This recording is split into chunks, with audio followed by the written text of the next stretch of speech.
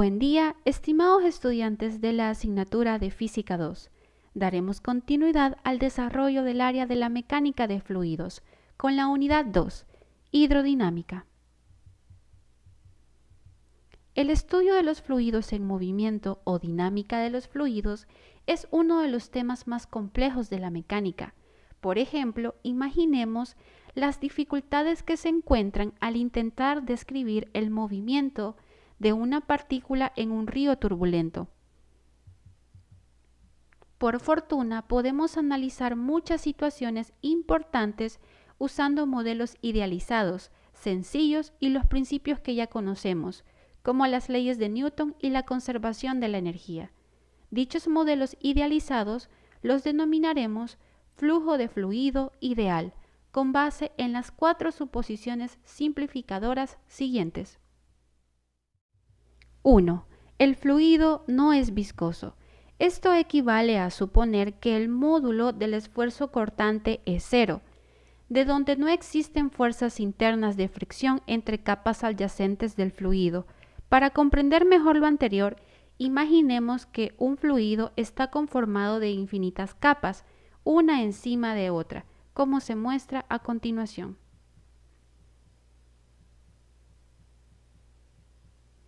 Y le aplicamos una fuerza en la capa superior, que vamos a llamar fuerza cortante. Vamos a encontrar que las capas van a sufrir un proceso de la siguiente forma.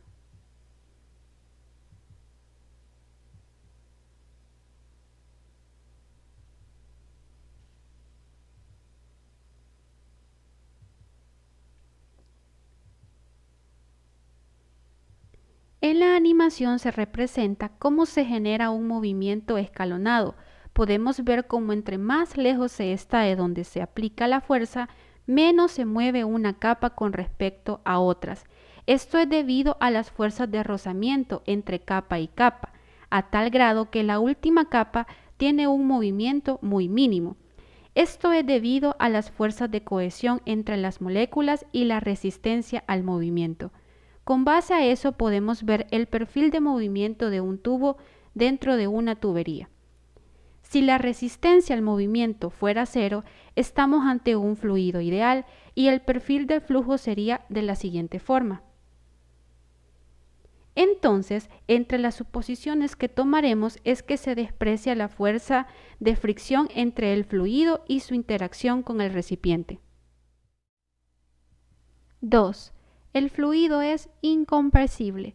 Esto significa que la densidad del fluido es constante en cualquier punto. Es decir, que si yo mido la densidad en el punto 1 o en el punto 2 o en otro punto, siempre va a tener el mismo valor. 3. El movimiento del fluido es estacionario.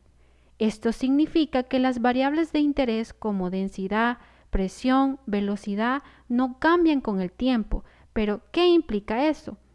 Que cuando yo mida una de las propiedades en un punto o en una sección, siempre van a ser las mismas. Por ejemplo, viene una partícula y pasa por esta sección.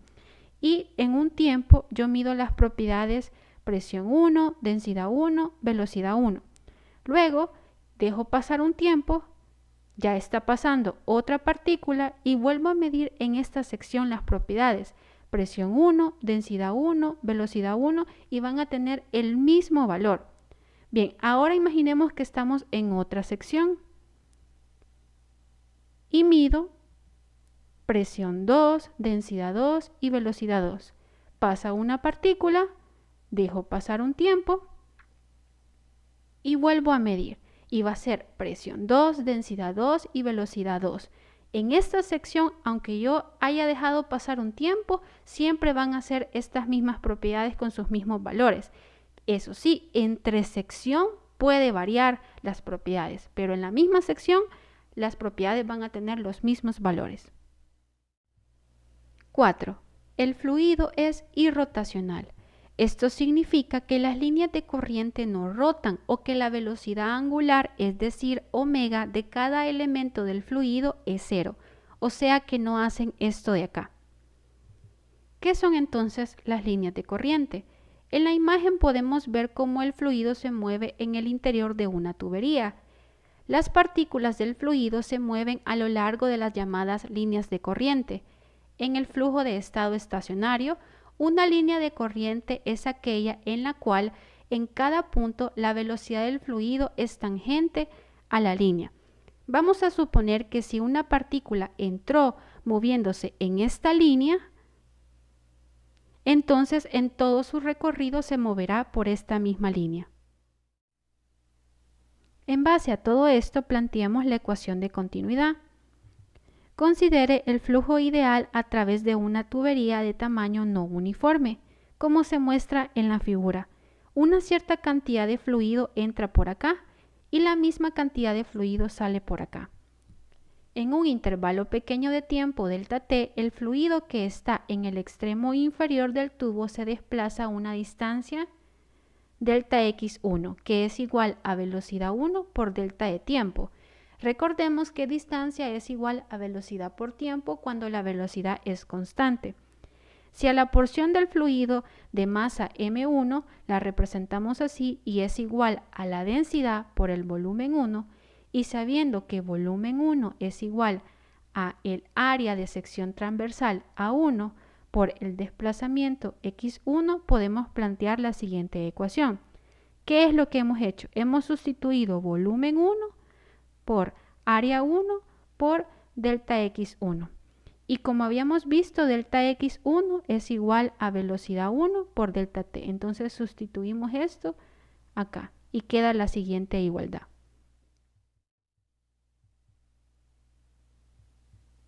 De manera análoga, el fluido que se mueve a través del extremo superior del tubo en un tiempo delta t se desplaza delta x2 o desplazamiento 2, que es igual a la velocidad 2 por el delta de tiempo. Si a la masa 2 que pasa por esta sección la representamos como m2 y es igual a la densidad por el volumen 2, y volumen 2 es igual al área de sección transversal 2 por el desplazamiento, podemos plantear la siguiente ecuación. Igualmente sustituimos volumen 2 en función de área 2 y desplazamiento. Queda de la siguiente forma. Y como decíamos, el desplazamiento es igual a la velocidad 2 por delta t. Y sustituimos esto en el desplazamiento y queda la siguiente igualdad. Asumimos que no hay salidas ni entradas de agua extra, lo que quiere decir que hay en principio una conservación de masa. Por tanto, la masa que cruza en la sección transversal 1 en un tiempo delta t es igual a la masa que cruza por la sección transversal 2 en un tiempo delta t. Entonces, delta de masa 1 es igual al delta de masa 2. Sustituimos por las ecuaciones que habíamos encontrado y a esta ecuación que hemos planteado se le conoce como ecuación de continuidad. Mencionábamos que estaremos trabajando con un fluido incompresible. Por tanto, la densidad 1 es igual a la densidad 2, pues la densidad se mantiene constante en todo el fluido en movimiento. Por lo tanto, planteamos la siguiente ecuación, que el área 1 por la velocidad 1 es igual al área 2 por la velocidad 2, y esta es la ecuación de continuidad. Al producto área por velocidad se le llama caudal, flujo volumétrico o gasto, y se plantea con la siguiente ecuación, en donde las dimensiones del caudal son volumen por tiempo. Las unidades en el sistema internacional para el caudal son metro cúbico por segundo. El producto densidad por caudal se llama flujo másico. Es bien importante conocer esta ecuación. Lo representamos con una M con un puntito arriba para indicar que es diferente a la masa. El flujo másico es igual a la densidad por el caudal. Las dimensiones son masa por tiempo. Las unidades en el sistema internacional son kilogramos por segundo. El ejemplo 2.1 se anexa en otro video.